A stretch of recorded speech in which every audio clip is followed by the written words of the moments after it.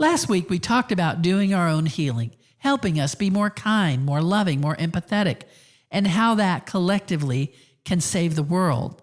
In this process, how do we stay strong? How do we fortify ourselves against the fears and attacks, against the psychological warfare being waged against us? Today, I have a story for you. It's one of the most powerful stories about all this that I've ever heard.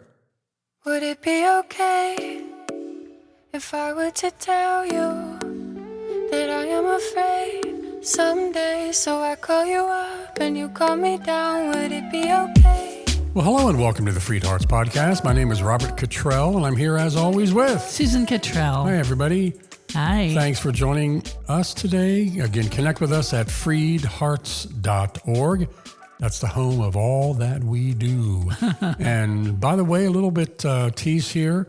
I know we've now entered into October, and that means that the National Coming Out Day is coming up, and we have a major announcement, a major, wonderful, beautiful change in our program that we're going to do in conjunction with and in celebration of National Coming Out Day. So watch social media and your email for that. That's all I'll say about that. Again, welcome. We're going to continue today talking a bit more about healing of our inner self, about how that enables us to love and be loved, which is our goal, to free your heart to love and be loved, and to be more compassionate and more empathetic, and to fortify ourselves in these times. We're going to continue to talk about that. And Susan, we're actually going to deepen it way deeper. Yeah. Okay. And this is something that you, Susan, have been wanting to talk to people about for quite some time. Yes. So I'm just going to sit back. I got my cup of coffee. Hang on. I'm going to sit back and I'm going to kind of let you take it. Okay. All right. Have Great. fun. Okay. Well, I have a story for you. It's from the book, How Full Is Your Bucket by Tom Rath and Donald Clifton. And I read it a while back and it has stayed with me. The idea is that we all create for ourselves and contribute to others, either positive or negative juju, good vibes or bad vibes. And the idea of the bucket is that that's your good vibes, and are you filling it or emptying it? And are you filling or emptying others' buckets? And I'm mentioning all this because I'm going to read you a story from the book. And again, it's How Full Is Your Bucket? And it's from the first chapter called Negativity Kills. This is a compelling story. It propelled the author, this story, to study what's right with people instead of what's wrong with people. Very powerful. So here's the story. It's from a prisoner of war camp in the Korean War about, it says, one of the most extreme and perversely effective cases of psychological warfare on record. And you'll see the relevance as this unfolds. So here's the story. American soldiers had been detained in camps that were not considered especially cruel or unusual by conventional standards. The captive soldiers had adequate food, water, shelter. They weren't subjected to common physical torture tactics of the time, like bamboo shoots under their fingernails, etc. In fact, fewer cases of physical abuse were reported in these North Korean POW camps than in prison camps from other major military conflicts throughout history. Why then did so many American soldiers die in these camps? They weren't hemmed in with barbed wire. Armed guards didn't surround the camps, yet no soldier ever tried to escape. Furthermore, these men regularly broke rank and turned against each other, sometimes forming close relationships with their North Korean captors. When the survivors were released to a Red Cross group in Japan, they were given the chance to phone loved ones and let them know they were alive. Very few bothered to make the call. Upon returning home, the soldiers maintained no friendships or relationships with each other. Why is this? Meyer described each man as being in a mental solitary confinement cell without any steel or concrete. He had discovered a new disease in the POW camps, a disease of extreme hopelessness. Soldiers would commonly walk into their hut, look around disparagingly, deciding there was no use in trying to participate in his own survival. They would go to the corner alone, sit down, and pull a blanket over their head, and in days they would be dead. The soldiers actually called it give-up-itis. And if the soldiers had been hit, spit on, slapped, they would have become angry. Their anger would have given them the motivation to survive. But in the absence of motivation, they just died, even with no medical reason. So despite minimal physical torture, the overall death rate in the North Korean POW camps was an incredible 38%, the highest POW death rate in U.S. military history. Even more astounding was half these soldiers died simply because they'd given up. They'd completely surrendered mentally and physically. How did this happen? The answers were found in the mental tactics of the North Korean captors, the ultimate weapon of war. The objective was to deny the men the emotional support that comes from interpersonal relationships. And they did this in 4 ways. I'll explain these. Informing, self-criticism, breaking loyalty to leadership and country, and withholding all positive emotional support. So to encourage informing, the North Korean captors rewarded prisoners with cigarettes and other things when they snitched on one another. They didn't punish them. They just encouraged this practice in order to break the relationships and turn men against each other. The captors understood that the soldiers could harm each other if they were encouraged to, as they put it, empty their comrades' buckets every day. To promote self-criticism, the captors gathered these men in groups of 10 and 12 and had a kind of a corruption of group psychotherapy. In these sessions, each man was required to stand up in front of the group and confess all the bad things he had done, as well as all the good things he could have done but didn't. And the most important part of this was that the soldiers were not confessing to the North Koreans, but to their own peers.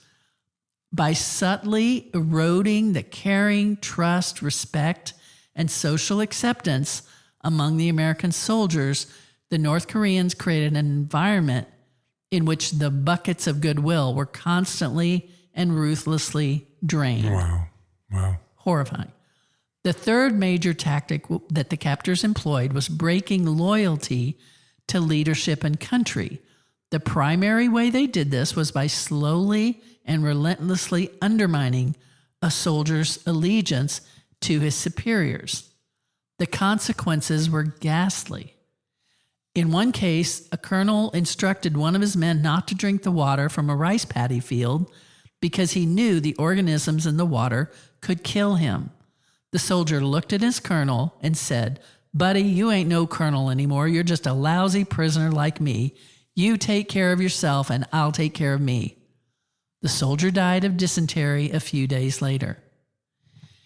In another case, 40 men stood by as 3 of their extremely ill fellow soldiers were thrown out of their mud hut by a comrade and left to die in the elements. Why did their fellow soldiers do nothing to help them? Because it, quote, wasn't their job. The relationships had been broken and soldiers simply didn't care about each other anymore. Wow. Yeah. The fourth tactic of withholding all positive emotional support while inundating the soldiers with negative emotions was perhaps the most malicious form of dipping into their bucket, emptying their bucket. If a soldier received a supportive letter from home, the captors withheld it. But any negative letters, such as those telling of a relative's death or ones where the wife wrote and said she'd given up on her husband's return and was going to remarry, these they gave to the soldiers immediately.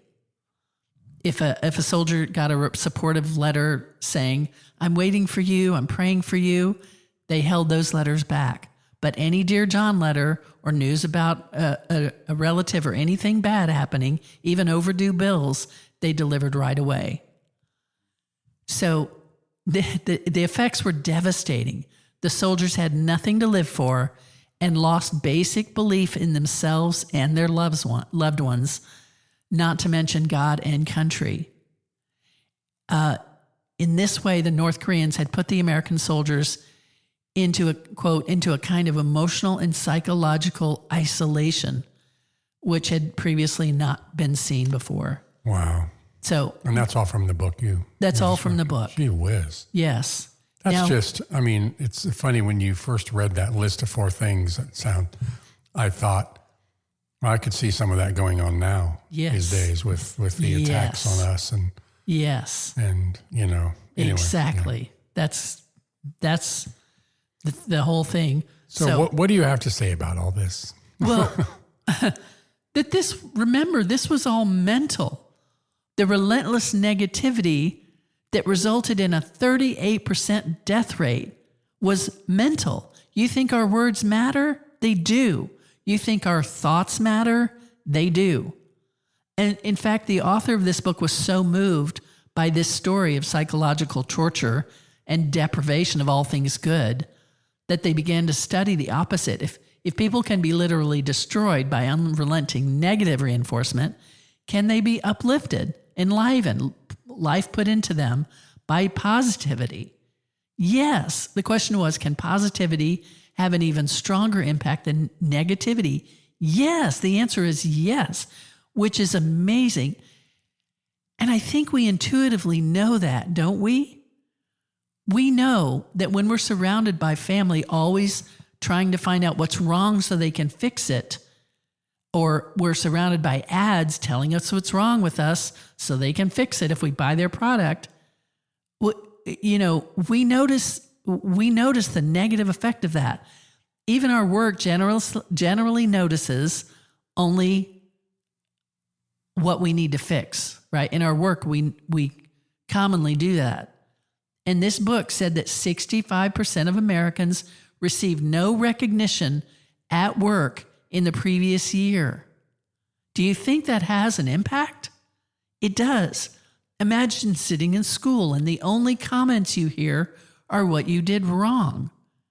That has an impact when we're surrounded by news and articles, our news feeds that tell us all the terrible things in the world. It can suck us down for real. But those things are just part of the story. There are a handful of the stories and a sea of stories, and many of them aren't true. The news feed stories, the bots feeding our algorithm. We know that they're not true. So our idea here is to curate what we listen to be careful what we put into our beautiful, precious heart and mind. Yeah, just a reminder, we talked about this in a recent episode. If you want to go back and search for that, it talks about how to identify fake news and things like that. Yes. I personally don't listen to the news. I just don't. If it's important, it'll get to me. Do I need to stay informed? Well, not on stories that were selected for me for their negativity. No. It's refusing. Did these soldiers need news from home? Not all the negative without the positive. No.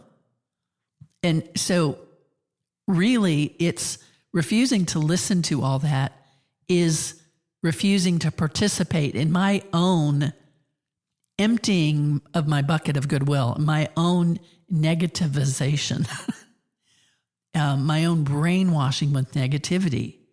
You do you on the news, but that's me.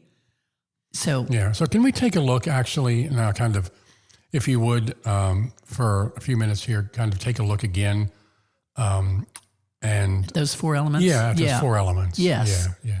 Okay, and how it applies today. Yes. Yeah. So first was informing, to snitch on each other. Where have you seen that before? Anyone? For me, we've seen it in the church.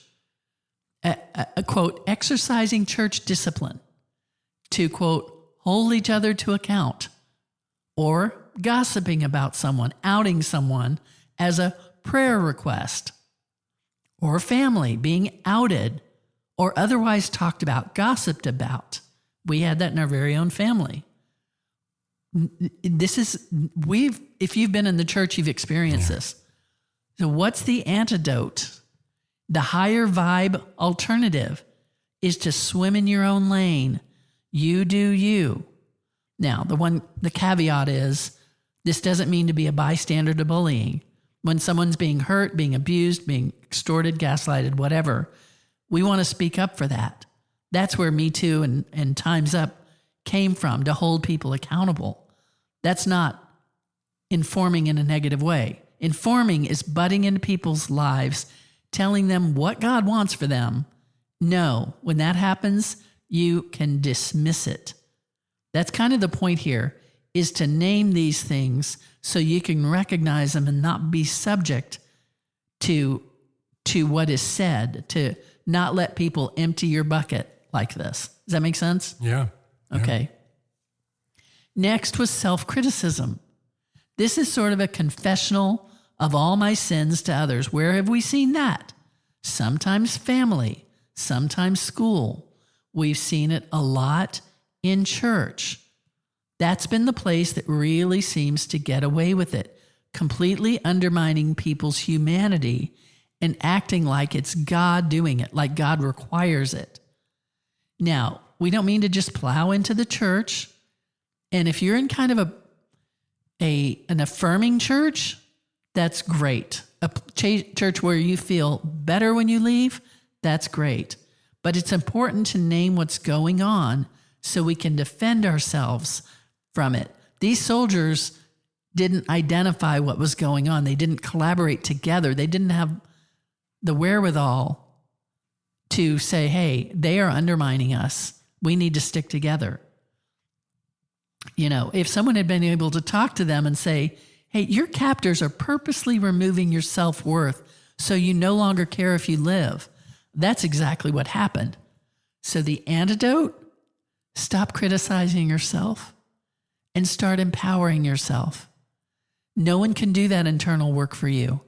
As you hang around with people or listen to people who build you up, who add to your bucket of good vibes, it helps you to do that for yourself. But it's up to you to do that. That make sense? Yep. Okay. Very good.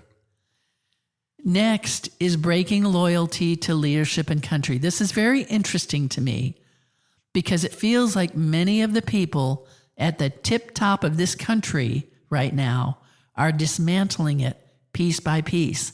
And even those to whom we feel loyal, the justice workers, we haven't lost our loyalty to them, but we might feel hopeless that even their positions, they can't really make a difference. And so we kind of give up. I think that's epidemic right now, a hopelessness about the country. Anybody been feeling that way? Yes. Recently, I back a few weeks, I read a meme that said, hey, Travis and Taylor got engaged, so you can forget about everything else that's going on. It's easy to kind of give up and say, well, it's hopeless. Yeah. Right. And to me, the antidote here, and we're going to talk more about this in future episodes, but the antidote here is to remember this is for a time. Our country is bigger than any group that's in charge of it at any time. Even if it looks like it's collapsing, the country has gone on longer and will go on longer than those in power right now. I will also say that in addition to, you could even substitute the word country there with love is bigger than anything that's going on right now. Yes. Yeah. And love will go on longer than anything that's going on right now. Yes. You know what I mean? Yeah, and the people in power, that's right. Right. And you might say, really? It kind of seems like things are being dismantled to the point of no return. Well, look at it this way. And I'm not in denial of things happening. Well, again, we had another episode about this called In Times Like These. Yeah. To remind us of everything the country has been through over since its start.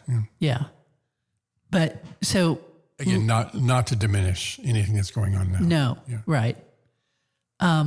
So here's a way to look at it. If we were around during the Middle Ages, lamenting the power of the church over people's regular lives, where they could just take you and kill you, take your land, make you where you couldn't participate in community anymore, we would lament the injustice, the hopelessness. But the Great Reformation came in and changed all that. It broke up that stranglehold and gave us alternatives, a Protestant alternative to the Catholic or universal church. And it got way messier before it got cleaner. But Europe was much more than the Catholic Church. It always was. But they kind of had to remember that and come into themselves, to recommit themselves to that. There's something about overplaying your hand that it gets bad enough that enough people wake up and say, no, this is not what we're doing. I believe that's happening now. I believe that's happening now. And I think the United States has been trying to break up its injustice for a long time. Many of us have been concerned about this for a long time. And this tipping point of going so far over the edge is the power of this country overplaying its hand. And we're having our comeuppance to say, is this who we want to be? And plenty will say, yeah, I'm good with patriarchal white supremacy. But many more of us will say no. And there's a shift going on. I find great hope in that. Yes. And we'll talk more about that in the future because we have some deeper things to say about it. But meanwhile, we need to know that America is bigger than the current regime. I do think it will continue to get messier before it gets clearer, but it will reemerge. It will reemerge reimagined. It has, I think things have had to fall apart more than they maybe have if ever, but not often has it fallen apart this much. But it will reemerge reimagined. But we need to have faith in each other in the meantime. And find strength from each other and find community with each other. Yes. Those leaders that are working to do good and for us to do good and for us to stay in support of others in the community and to stay in support of ourselves. I can't tell you how critical that is, that you find your core of power. And this leads to the final mode of deconstruction in this POW camp, and that's withholding all emotional positive support. We aren't going to get positive emotional support from the powers that be in the moment. That we have to create that for ourselves, and it will happen in community. I've been at this game for a long time. I've been around a long time through a lot of ups and downs. And I finally feel like I have a pretty good sense of myself. I'm not impervious to blows. We never are really, probably. But I'm pretty solid. And still, I rely on encouragement and support from my family, from you, our community, and from myself, and self-care. From positive books and videos I listen to, because left to my own, I would devolve. We're just not made for that, to be left on our own, to stand under intense heat alone. We need each other so that, the antidote to that last one is don't withhold positive emotional support. We need it. You need it. I need it. Trust your gut on this one. If it feels like this just doesn't support me, ditch it. We're talking a feeling level. If it doesn't feel good to you, ditch it. Yeah. I am in a habit of listening to kind of light murder mysteries. Just while I'm doing things, it's kind of enjoyable for me. It started with Agatha Christie, but I've done all those, so I'm doing other ones. But I found that I need to be very careful. If they're too dark, they don't do good for me. And even the lighter ones, do I really need to hear about murder and all that? A lot, probably not a lot, honestly. So you're very quick to shut it off too. I'm very quick to shut it off because ditch it. And I don't watch any of the shows, the CSI or whatever. I just don't. So we're going to leave you with this story. Yeah. Okay. Bring us home here. Bring us home. All right. This was about a teacher who received the roster of her kids for the new school year. Beside each child's name was a number. She thought, wow, these IQ numbers are really high. I've got an advanced class full of geniuses. So she challenged them appropriately because she knew they could do it. She engaged with them as the geniuses they were, and their grades were at the top. Amazing students, amazing kids, which you would expect with kids who are encouraged, kids who have such high IQs. But then she found out those numbers were not their IQs, they were their student ID numbers. Oh my gosh. No kidding. But her belief that they were smart, great students brought that out in them. And that expectation fulfilled itself. We deserve to be around people who believe in us, who expect goodness in us. And, we talk about the air quality after a wildfire or from secondhand smoke. That's what's the atmosphere of the air you're breathing in. Well, but we rarely talk about the atmosphere of the vibe we're breathing in. And it's either kind, loving, encouraging, or not. So we need to check our air quality because we deserve to breathe clean, emotionally supportive air. Yes. We believe in you. We love you. You are beloved. Your heart deserves to be free, to love and be loved. That's what you deserve. Yep. You don't need to settle for anything less. We love you. We love you so much. We'll talk to you next week. Bye. Bye. Would it be okay if I were to tell you that I am afraid someday? So I call you up and you call me down. Would it be okay? You've been listening to the FreedHearts podcast. We have extensive resources and vibrant, inclusive community for you at freedhearts.org. Please come say hello. If you have questions, comments, or suggestions for the podcast, just email us at podcast@freedhearts.org. Audio engineering is by Luke Johnson. The music is provided by our child, the Grammy-nominated Saint Sinner. You can find out more about him and his music at saintsinnermusic.com. Please share, subscribe, and follow on your favorite platform and support if you can. And thanks for listening.